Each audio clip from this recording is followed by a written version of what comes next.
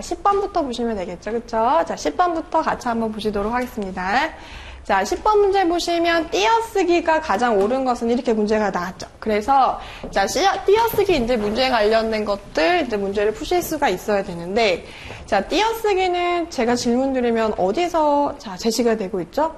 한글맞춤법 제5절에 제시가 되고 있죠. 그쵸? 한글맞춤법 마지막 파트에 띄어쓰기 파트가 따로 제시가 되고 있고, 그리고 그 부록으로 이제 문장 부호다라고 제시가 되고 있는데, 띄어쓰기는 제가 분석한 바로 의하면 한 번도 빠짐없이 출제가 되고 있습니다. 그래서 다음에 어떤 시험을 준비하시던지 띄어쓰기는 물론 거기서 어떤 내용이 나올지는 몰라요. 어찌 됐든 간에 띄어쓰기는 무조건 한 문제가 출제가 된다 이렇게 보시면 됩니다. 자, 그런데 띄어쓰기의 기본 원칙을 한번 몇 가지만 정리를 해보면, 자, 띄어쓰기 총칙에서 뭐라고 제시를 하고 있냐면 모든 품사는 다 띄어쓰는 거거든요. 명사, 뭐 대명사 얘네들 다 띄어쓰는데, 자, 모든 품사는 띄어쓰는 게 맞습니다. 자, 모든 품사는 띄어쓰셔야 되는데 예외적으로 띄어쓰셔서는 안 되는 품사가 바로 뭘까요? 조사. 조사는 붙이셔야 되는 거겠죠. 그쵸? 조사는 무조건 붙여서 쓰셔야 된다는 거. 조사는 무조건 붙여서 쓰셔야 된다는 것이 한글 맞춤법 그 띄어쓰기 파트의 첫 번째 1항에 나오고 있습니다. 그래서 이 부분을 조금 기억을 하시면 되고, 그리고 이제 띄어쓰기 공부를 하실 때 조금 주의하실 것들을 제가 몇 가지 정리해 놓은 것들을 좀 판서를 하면서 설명을 드리도록 할게요. 자, 문제는 이렇게 간단하지만, 자, 중요한 건 뭐냐면 형태가 동일합니다. 자, 동일한 형태인데,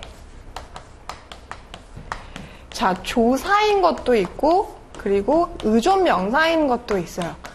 자, 의존 명사는, 자, 여기 나와 있는 그 개념처럼 의존적인 성격 때문에 단독적으로 쓸 수가 없습니다. 앞부분에 관용어가 나온다던가 다른 어떤 뭐 형태가 제시가 돼야지만 쓰실 수가 있는데, 자, 그렇다 하더라도 얘는 명사이기 때문에 앞부분간 띄워주셔야 되는 거겠죠. 그쵸? 자, 그런데 조사는 어떻게 쓰셔야 된다? 붙이셔야 된다는 걸 기억하시면 됩니다. 자, 그래서 10번의 정답은 일단 1번인데, 자, 어떤 것까지 조금 하나 좀 체크하시면 되냐면, 자, 합성어라는 거. 우리가 보통 이제 그 단어 파트 부분에 들어가시면 단어의 형태를 공부를 하실 때 단일어 복합어 공부하시고, 복합어에는 합성어랑 파생어가 있잖아요. 그렇죠? 그러면 합성어가 되었던 파생어가 되었던 단일어가 되었던 걔네들의 공통점은 어떤 것이다? 한 단어거든요. 한 단어는 그 사이를 반드시 붙여주셔야 되겠죠. 그렇죠? 그래서 합성어는 무조건 붙이셔야 돼요. 무조건 붙여주셔야 되는데, 여기를 한번 보시면, 자, 물속이라는 단어가 나오고 있습니다. 자, 오늘 혹시라도 이제 복습을 하실 때, 집에 돌아가셔서 또는 독서실에서 복습을 하실 때, 사전을 찾아보시면 알겠지만, 물속은 합성어로 한 단어예요. 그래서 여기 사이는 띄워주시지 않고, 이렇게 붙여주시는 게 맞고, 1번은 지금 제대로 잘 되었다라고 보실 수 있겠죠. 그쵸? 자, 그럼 2번부터 지금 4번까지 무엇이 잘못되었는지 한번 저랑 같이 살펴보실게요. 자, 지금 여기 2번을 보시면, 자, 고원이다라는 지금 명사가 나왔고, 앞에 데칸이다라고 해서 저 어느 지역인지 모르겠는데, 뭐 인도의 어느 지역이다라고 나와 있습니다. 그런데 여기 보시면 이 데칸이라는 단어는 외래어죠. 그쵸? 외래어이기 때문에 예전에 그 외래어 표기법이 개정되기 전에는 이럴 경우에는 우리가 보통 띄었었던 게 맞거든요. 근데 지금 그거 다 개정이 되었습니다. 그래서 여기는 그냥 붙여주시면 됩니다. 아셨죠? 그래서 데칸 고원은 그냥 붙여서 쓰셔야 되기 때문에 이건 이제 틀린 설명이 되는 거고, 자, 여기를 한번 보실게요.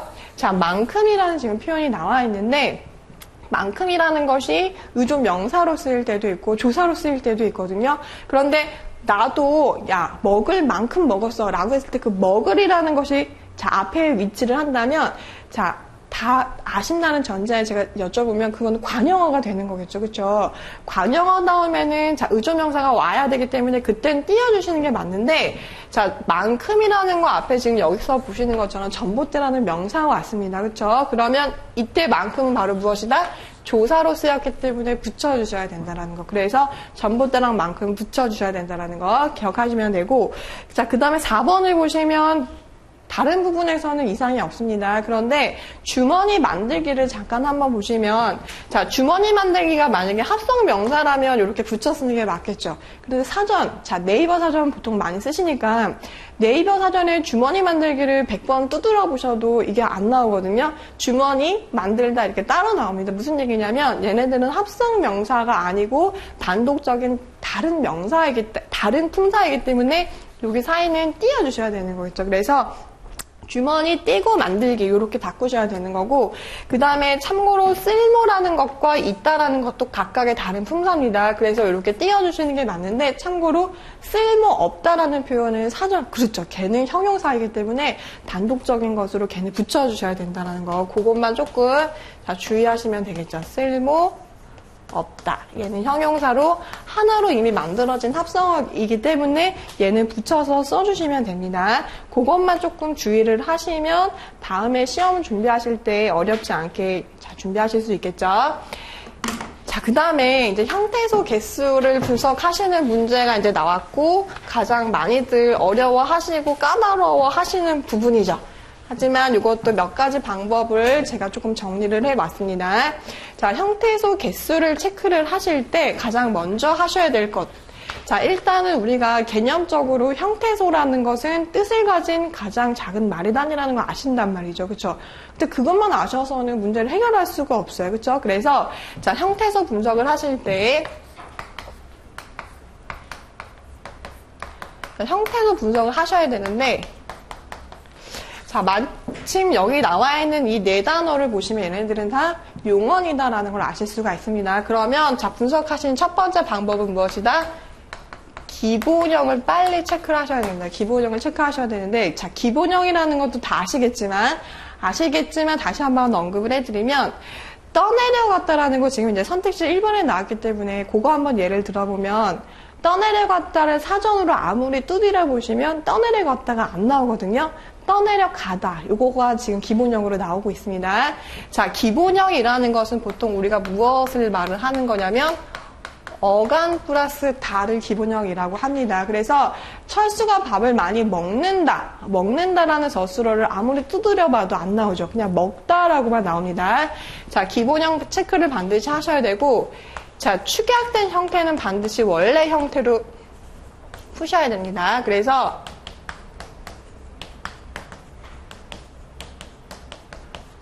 자, 축약이 된 형태가 있다면 걔는 풀어주셔야 돼요. 원래 형태로 자, 풀어 헤쳐주셔야 됩니다. 자, 원래 형태로 풀어 헤쳐주셔야 되는 거고, 자, 그 다음에 더 어떤 것도 하나하나씩 구분을 하셔야 되냐면, 자, 연결어미라던가, 그쵸? 연결어미라던가, 그 다음에 선어말 어미. 얘네들도 하나하나 다 끊어내실 수가 있어야 됩니다. 얘네들도 각각 하나의 형태소로 구분을 해내셔야 되기 때문에 좀 꺼내보셔야 되고, 그리고 만약에 파생어가 등장을 한다면 접사. 그러니까 예를 들어서 뭐 접사에는 자, 어근 앞에 붙으면 접두사, 어근 뒤에 있으면 전미사가 되겠죠. 어찌됐든 간에 이 접사도 끊어내시면 자, 형태소를 분석을 해내실 수가 있습니다. 이거 같이 한번 저랑 하나하나 분석을 해보실게요. 자, 떠내려갔다라고 지금 나와 있는데, 이 떠내려라는 부분은 자, 무엇과 무엇이 결합이 되었을까요? 뜨다라는 것과 내리다라는 것이 지금 결합이 되겠죠. 그쵸? 그래서 자, 뜨다. 자, 그 다음에 내려. 자, 갔다라는 거 부분을 한번 보시면, 갔다 기본형 뭘까요? 가다가 되겠죠. 그쵸? 자, 가다라는 그 어간은 제가 체크하고, 그러면 여기에는 무엇과 무엇이 추격이 되었다? 아시라는 과거 시제 선어말 어미가 들어있습니다. 어말어미 다. 요렇게 체크를 하시면 되겠죠. 그쵸? 그렇게 체크를 하시면, 자, 하나, 둘, 셋, 넷, 다섯, 여섯, 일곱 개. 7개가 나오고 있습니다. 자, 그렇게 조금 기억을 하시면 되고, 그리고 요런 거 이제 뭐, 가다라는 것과 아시라는 것이 이제 축약이 되어서, 자, 이거 하나가 동탈락이 되잖아요. 그쵸? 근데 이런 것도 나중에 이제 그, 처음에 공부를 하실 때는, 결과론적인 것만 보셨을 때는 이거 어떻게 하지? 라고 생각하실 수 있지만 그렇게 생각하지 마시고 항상 기본형을 먼저 떠올리시면 됩니다. 아셨죠? 자, 보시면 되고 이것도 따르에다가 아가 결합이 되었죠. 연결음이 따로 한번 끊어봤습니다. 자, 그 다음에, 자, 버렸다라는 것도 기본형은 버리다가 되겠죠. 그런데 여기 사이에는 무엇이 있냐면, 과거 시제 선언어미가 축약이 된 형태이기 때문에 제가 다시 풀어봤죠. 그래서 어떻게 보시면 되냐면, 어수로 끊어보시고, 아이고, 시옷이. 자, 끊어보시고, 다, 이렇게 끊으시면 되기 때문에, 이때는 자, 5개로, 자, 이렇게, 자, 개수를 체크하실 수가 있습니다. 빌어먹었다도 어렵지 않게, 자, 빌다라는 동사의 어간에다가 연결음이 어를 끊어보시고, 먹었다 너무 쉽죠, 그쵸? 먹었다, 얘는 그냥 축약이 된 것도 없고, 생략이 된 것도 없기 때문에 그대로 살펴보시면 되고, 자, 엿주다라는 기본형이 있습니다. 그럼 어간, 바로 무엇이다? 엿주에다가 자, 근데 봤다라는 부분 한번 보시면, 봤다의 기본형은 보다가 되겠죠. 그쵸? 보다가. 그래서, 보라는 말에다가, 아시라는 과거 시제 선어말 어미, 어말 어미다. 그래서 여기에서도 5개로 체크를 하실 수가 있습니다. 다. 자, 문제에서 뭐라고 나왔다? 가장 많은 것은. 그래서 정답은 몇 번이다? 1번으로 체크하시면 되겠죠. 자, 그 다음에 12번을 한번 보시면, 12번도 굉장히 어렵게 문제를 푸실 수가 있는데, 정답은 4번입니다. 정답은 4번이고, 자, 이 정도 난도의 문제는 거의 7급에 가깝게 지금, 자, 그런 난도의 문제가 아닌가라고 생각이 드는데, 이거 나온 김에 제가 불규칙 활용을 자, 빠르게 한번 판서해 드리도록 할게요. 자, 이거 하시면서, 자, 복습을 하실 때 이 부분을 좀 잘 체크를 하시면 됩니다. 자, 불규칙 활용에는 제가 무엇이 있다라고 얘기 드렸냐면, 어간 불규칙이 있고, 어미 불규칙이 있고, 어간이랑 어미가 다 바뀌는 불규칙 활용이 있습니다. 그쵸? 자, 어간 불규칙에는 무엇이 있다? 시옷, 우불규칙이 있죠. 그쵸? 제가 너무 세부적으로는 이제 시간 관계상 설명드릴 수가 없어서 이렇게 좀 체크하시면 되고, 자, 어미 불규칙에는 무엇이 있었다? 여불규칙이 있고, 러불규칙이 있고, 자, 너라불규칙. 없어졌습니다. 그리고 오불규칙 이렇게 3가지로 자 구성을 하실 수가 있고 어간 어미가 다 바뀌는 건 히읗불규칙 하나밖에 없죠. 그렇죠? 색깔에 관련된 형용사가 거의 대부분 이 어간 어미가 다 바뀌는 불규칙이다라고 보시면 되는데 자 여기 한번 보실게요. 자 항상 어떻게 정리를 하시면 된다라고 얘기 드렸냐면 불규칙 활용인지 아닌지는 자음으로 시작한 어미를 아무리 많이 붙여보셔도 확인할 수가 없습니다. 모음으로 시작한 어미를 결합을 해보시면 자 여기다가 제가 이렇게 어라는 연결 어미를 한번 결합을 해보도록 할게요. 그러면 자 묻어가 아닙니다. 너 선생님께 무엇을 물어봤니? 라고 해서 자 어간에 있는 디귿이 무엇으로 바뀌냐면 리을로 바뀌거든요. 그래서 얘는 바로 어떤 불규칙에 해당된다? 디귿 불규칙에 해당되고 디귿 불규칙은 어간 불규칙에 해당이 됩니다. 그래서 지금 우리 문제에서는 이것이 불규칙 활용인지 아닌지만 조금 아시면 되긴 하지만 문제가 이미 기출이 어떤 것까지 출제가 되었냐면 이 중에 어간 불규칙인 것은 어미 불규칙인 것은 이런 것들을 구분을 해내는 문제도 이미 기출이 되었기 때문에 거기까지 조금 들어가시면 좋고 덥다의 어간에다가 제가 어라는 모음으로 시작하면 어미를 결합을 해보면 더워 이렇게 되는 거겠죠. 그래서 비읍이 오나 우로 바뀌는 거 비읍 불규칙 활용에 해당이 됩니다. 자 얘도 역시 아까 제가 옆에 적어드렸던 것처럼 어간 불규칙에 해당이 됩니다. 그렇죠? 자 그 다음에 낫다 같은 경우도 보시면 자, 아서를 얘는 결합을 해볼까요? 그러면 어떻게 바뀌냐면 나 아서라고 됩니다. 자, 어간의 종성에 있던 시옷이 탈락을 하는 거죠. 그렇죠? 그래서 얘는 자, 시옷 불규칙이고 역시나 어간 불규칙에 해당이 됩니다. 그런데 자, 리을을 한번 보시면 여기 4번을 보시면 자, 여기다가 뭐 놀아서 아서를 결합하셔도 그냥 놀아서 이렇게 변화가 없죠. 그렇죠? 그래서 얘는 규칙 활용을 하는 단어다라고 보시면 되고 정답은 4번으로 정리를 하실 수가 있습니다. 그렇죠? 정답은 4번으로 정리하실 수가 있고 자, 13번 보시면 14번도 그렇고 이제 고전 시가 문제가 지금 출제가 되어서 자, 굉장히 너무 지역적인 것들이 많이 출제가 되었죠. 그래서 이런 부분은 조금 암기를 하실 필요가 있는 내용들이 많이 출제가 되었습니다.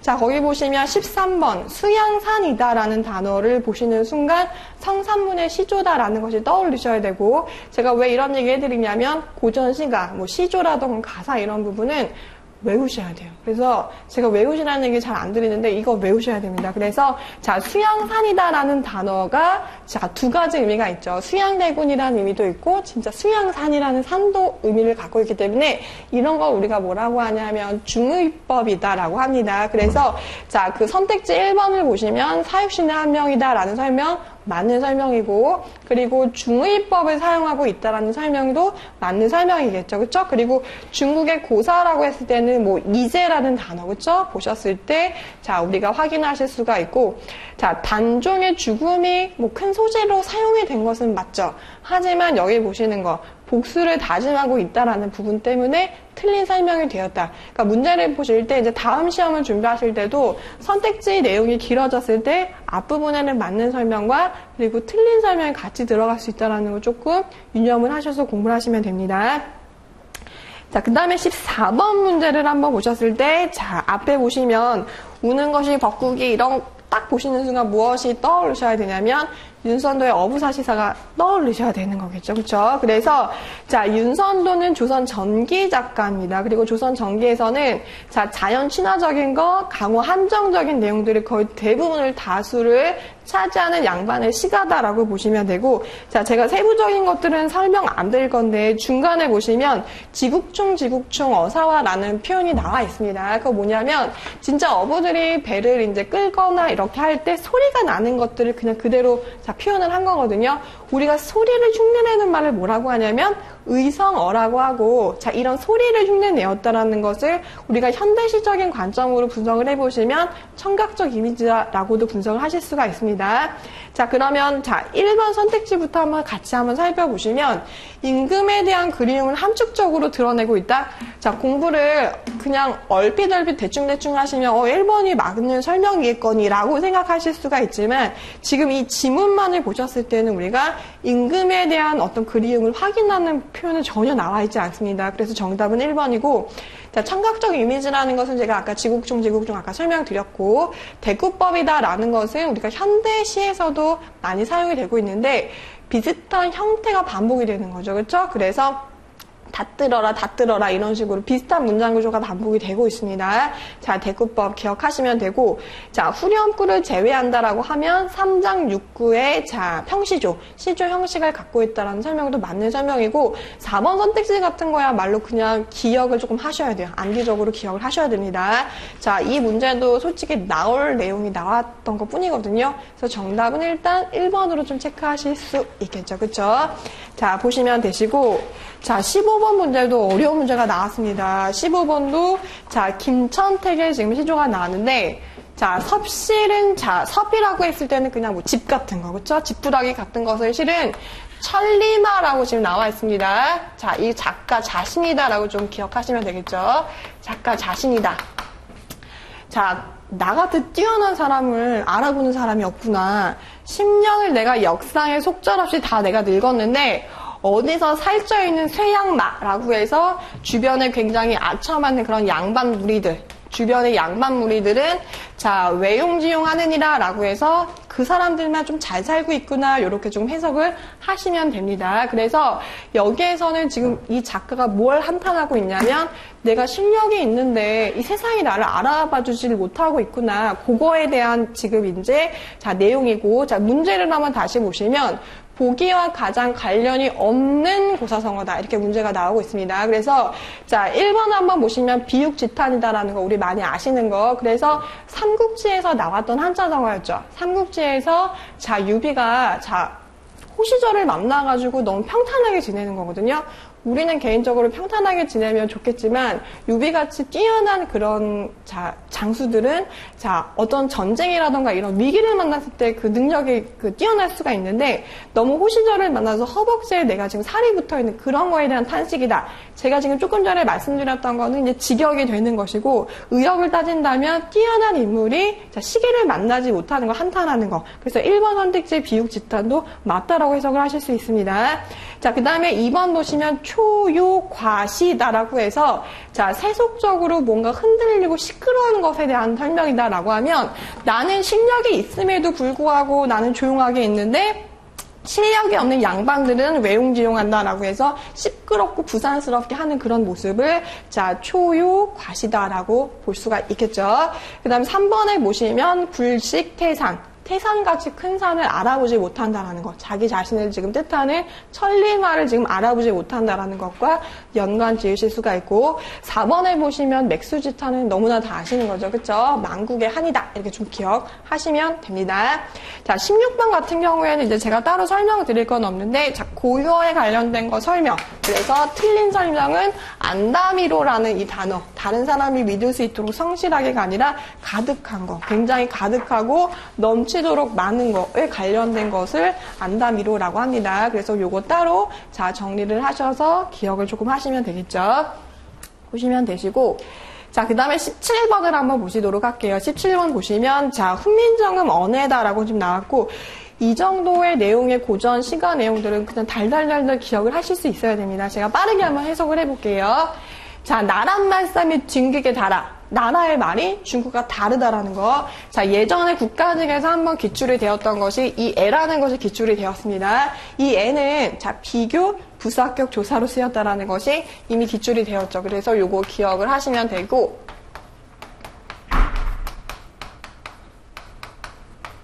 자, 비교부사격 조사로 사였던 건 예전에 기출이 되었습니다. 나라의 말이 중국과 달라서 서로, 자, 문자로 서로 사마띠, 통하지. 이거 통하다라고 해석하시면 됩니다. 통하다.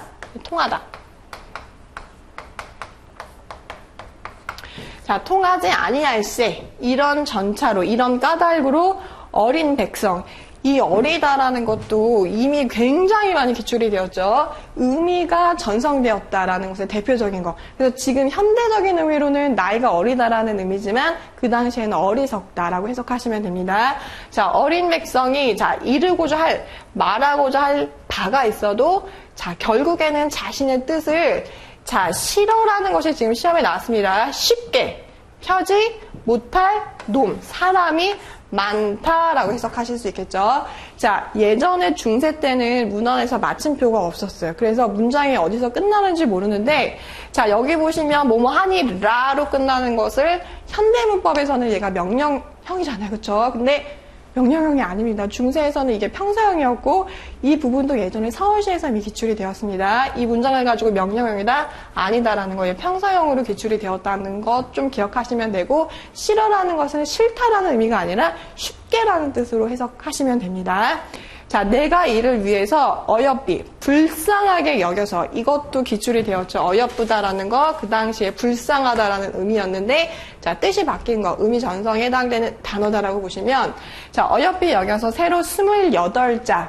자, 그래서 자음이 17자, 모음이 11자로 구성되어 있는 28자 그 당시 훈민정음 창제 당시가 28자였잖아요. 그렇죠? 그래서 자, 28자를 만들었더니 사람마다 사용하게 하여서 자, 익혀가지고 매일매일 사용해서 편안하게 할 나라민이라 이렇게 해석을 하시면 됩니다.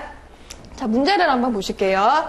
자, 선택지 1번을 한번 보시면 자, 보기에는 뭐라고 나와 있냐면 한 문장이 아니다라는 거 우리가 아까 확인하셨죠. 그렇죠? 그래서 한 문장이 아닙니다.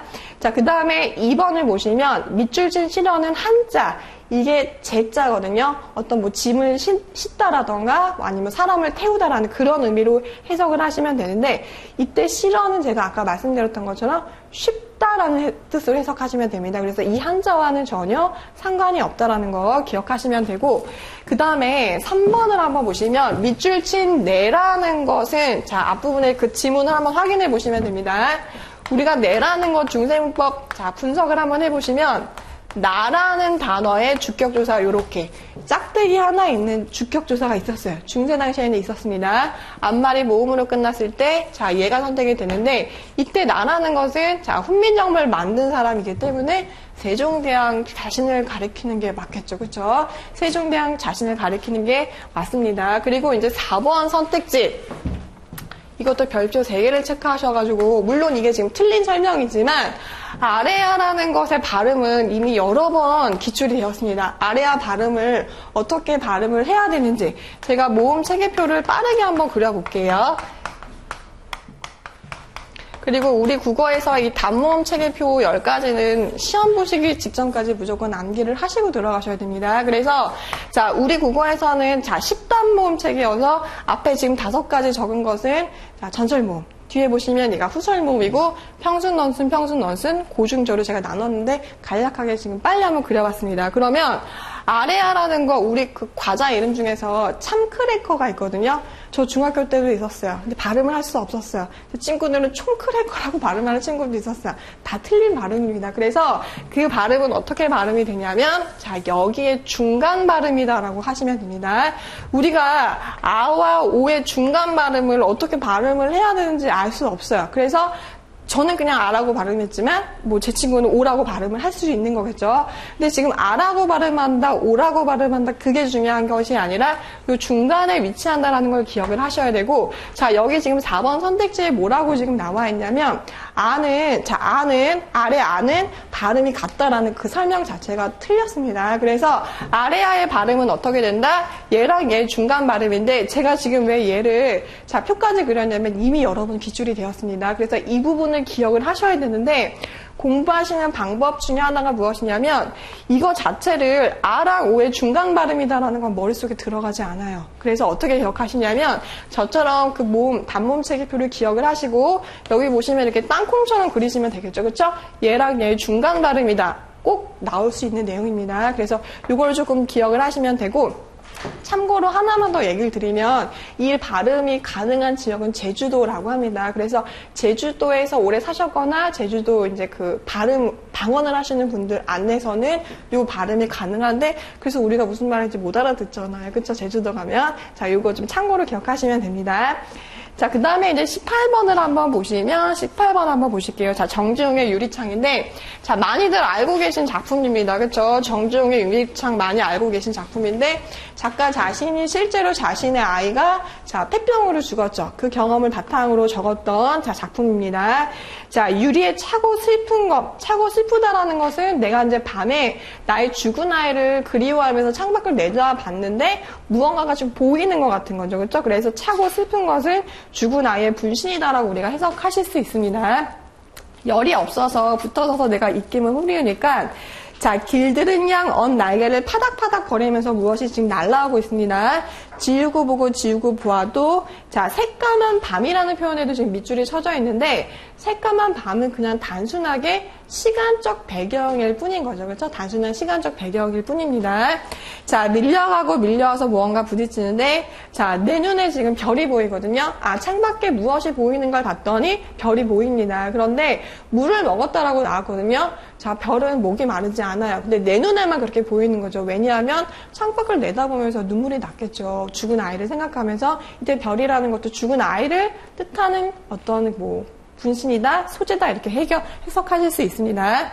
반짝이고 보석처럼 박힌다 이렇게 보시면 되고 마지막 부분은 한번 그 두 행만 좀 같이 한번 살펴보시면 자 이것도 지금 시험에는 안 나왔지만 자 이번 시험에서는 안 나왔지만 외로운 황홀한 심사는 거의 한 대여섯 번 이상 출제가 되었죠. 역설로, 그쵸? 역설로, 자, 표현되었다라는 것도 기억하시면 되고, 자, 아이가 제가 어떤 병으로 죽은 것 같긴 한데, 어떤 병으로 죽었냐면, 폐병으로 죽었다라는 것이 마지막에 지금 나오고 있습니다. 폐혈관이 찢어졌다라는 표현 통해서 아이의 죽은 원인을 이제 우리가 확인하실 수 있고, 자, 너는 산새처럼 자, 날아갔구나라고 해서 너라는 단어가 바로 누구다? 죽은 아이를 뜻한다 라고 보시면 되고, 자, 정답, 자, 체크를 하시면 되겠죠. 어렵지 않게 해석하실 수 있고, 자, 이제 두 문제만 한번 같이 살펴보시도록 하겠습니다. 자, 19번 문제를 보면 뭐라고 나와 있냐면, 다른 것들은 다 평이하게 해석하실 수 있는데, 자, 두갈씩이라는 단어, 이런 단어를 놓치시면 안 됩니다. 기출문제 같은 경우 분석을 하실 때 두괄식이라는 것을 문단 배치를 하실 때 주제문을 가장 서두에 둔다는 뜻이겠죠. 그렇죠? 그래서 자, 그 기역과 니은, 디귿, 리을 중에서 어떤 것이 주제문인지를 이제 확인을 조금 하시면 되는데 주제문의 특징은 무엇이냐면 핵심적인 내용을 담고 있고 전체 내용을 아우를 수가 있어야 됩니다. 자, 기역부터 한번 같이 한번 살펴보실게요. 자, 문장을 구성하는 기본 단위를 즉 어절이다라고 한다라고 해서 어절의 개념이 제시가 되고 있습니다. 그렇죠? 그래서 어절이라는 것이 자, 문장 구성이 기본적인 성질이다. 뭐 이런 설명이 나와서 어절의 개념이다라는 것이 제시가 되었다라는 걸 체크하시면 되고 자, 니은 문장을 한번 보시면 자, 문장은 인간의 생각을 완결된 형태로 담을 수 있는 언어 단위다. 라고 해서 문장의 개념이 일단 제시가 되었고 문장은 일정한 구성 성분이 자 이루어진다라는 표현이 나와 있습니다. 자 그러면 자 문장이라는 개념 그리고 문장의 구성 성분이다라고 해서 어떤 일반적인 내용들이 먼저 제시가 되는 거고 그 다음에 그런 것과 관련된 세부적인 내용들이 하나하나 제시가 되는 거겠죠. 그러면 우리가 디귿과 리을을 아직 읽어보진 않으셨지만 일단 니은 문장이 가장 서두에 와야 되는 주제 문장이다라는 걸 확인하실 수가 있고 디귿을 한번 살펴보실게요.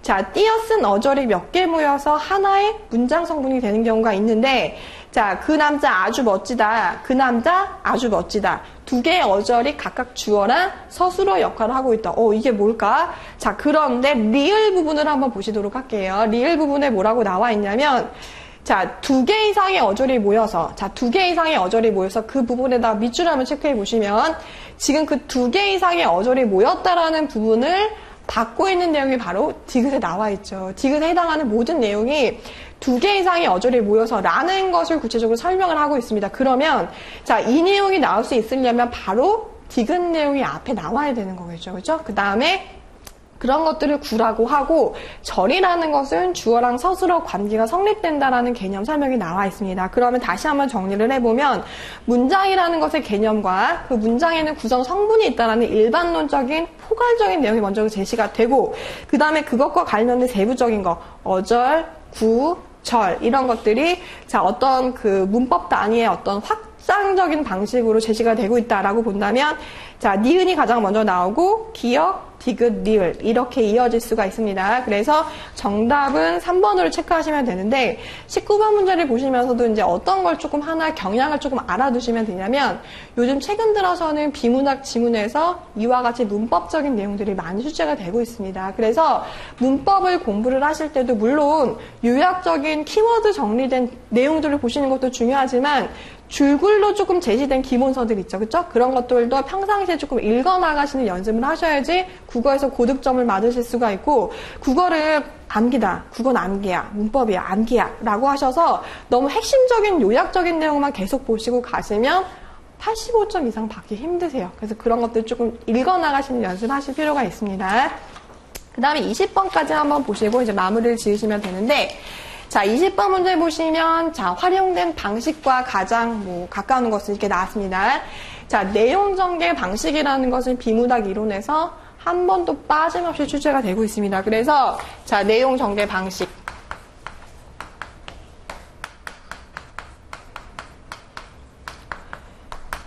자, 내용 전개 방식은 제가 말씀 안 드리더라도, 자, 시간성이 개입된 걸 우리가 동태적 방식이다. 그리고 시간성이 개입되지 않는 걸 정태적 방식이다라고 다들 알고 계십니다.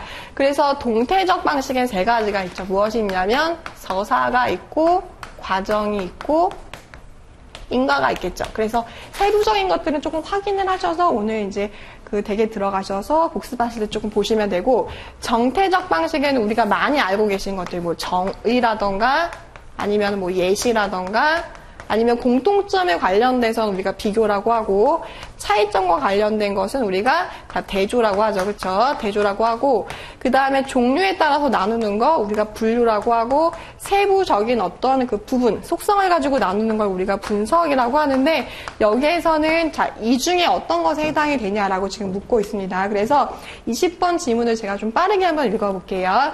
자, 첫 번째 줄, 두 번째 줄 보시면 이 두 줄이 그 전체 지문의 주제문이다라는 걸 아실 수가 있습니다. 그래서 유학자들은 자신이 먼저 인격자가 될 것을 강조하지만 궁극적으로는 자신뿐만이 아니라 백성 또한 올바른 행동을 할 수 있도록 이끌어 나간다는 생각을 원칙으로 합니다. 이 문장이 이 글의 주제문에 해당이 됩니다. 그러면서 그 다음에 뭐라고 나와 있냐면 주희라는 사람이 나왔죠. 그런 거 한번 동그라미 체크하시면 되겠죠.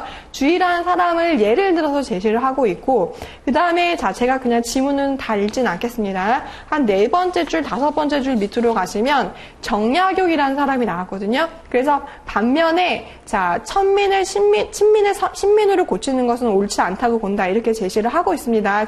근데 큰 틀에서 보시면 여기에선 대조가 사용이 된 것이 아니라 유학자의 대표적인 두 사람이 자, 예를 들어서 지금 제시가 되고 있는 거죠. 그래서 주희라는 사람 한 사람, 그다음에 정약용이라는 사람 한 사람. 여기에서는 예시가 사용이 되었고, 자, 3번 선택지를 한번 보시도록 하겠습니다.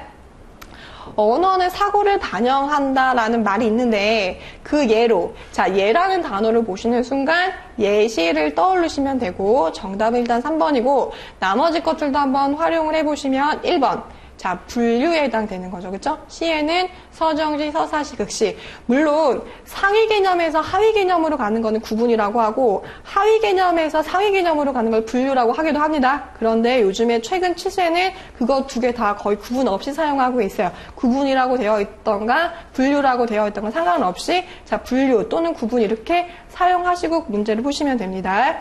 자, 2번은 뭐 이두저도 아니죠. 4번을 한번 보시면 곤충의 머리에는 그 부분으로 뜯어보실 수가 있겠죠. 곁눈, 혼눈, 자, 이런 것들. 그리고 가슴에는 날개, 다리, 배에는 뭐 이런 것들. 얘는 분류가 아닙니다. 분석에 해당이 되는 거겠죠. 그래서 항상 시험 문제 푸실 때는 자, 헷갈리게 만드는 게 분류랑 분석을 가지고 많이 헷갈리게 만들거든요. 근데 이제 이게 좋은 방법은 아니지만 얘네들을 쉽게 구분하시는 게 뭐냐면 가위 같은 것들로 잘라낼 수 있는지, 그러니까 구성 성분으로 나눌 수 있는 것들을 제시한 다음에 그때는 분석에 해당이 되는 것이고 그것과 비슷한 하위 종류를 제시를 한다라고 한다면 그때는 우리가 분류라고 보시면 되겠습니다. 그래서 정답은 3번이다 이렇게 정리를 하실 수가 있겠죠.